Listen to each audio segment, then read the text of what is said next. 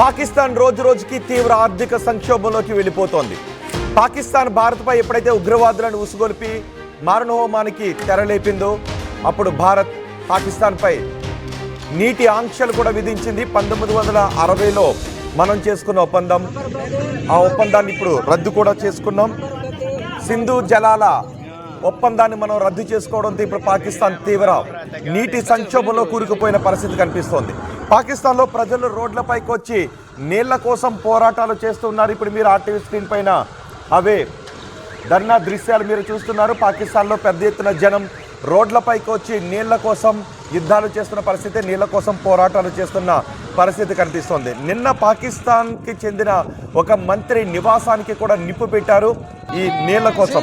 ఇప్పటికే మనం చినాబ్ నది నీటి ప్రవాహాన్ని ఆపేశాం, అలాగే సింధు నది జలాల ఒప్పందాన్ని కూడా రద్దు చేసుకున్నాం. సింధు నది దాని ఉపనదుల నుంచి పాకిస్తాన్ వైపు పారే నీళ్లను మనం బంద్ చేయడంతో పాకిస్తాన్ ఇప్పుడు ఎడారిగా మారే అవకాశం ఉంటుంది. పాకిస్తాన్లో పంటలు ఎండిపోయే అవకాశం ఉంటుంది, పాకిస్తాన్ గొంతు ఎండిపోయే అవకాశం ఉంటుంది అనే పెద్ద ఎత్తున చర్చ జరుగుతుంది. పాకిస్తాన్లో సుమారు 70 నుంచి 80% నీటి అవసరాలన్నీ కూడా సింధు నదితోనే జరుగుతూ ఉంటాయి. ఇప్పుడు మరో కీలక నిర్ణయం తీసుకోబోతోంది ఆఫ్ఘనిస్తాన్కి పాకిస్తాన్కి కూడా నీటి వివాదాలు ఉన్నాయి. ఈ నేపథ్యంలో ఆఫ్ఘనిస్తాన్ కూడా కొన్ని డ్యామ్లను నిర్మించాలని అనుకుంటుంది. హెల్మండ్ నది పైన ఆ నదీ ప్రవాహం ఆపాలి అని ఆఫ్ఘనిస్తాన్ చూస్తుంది.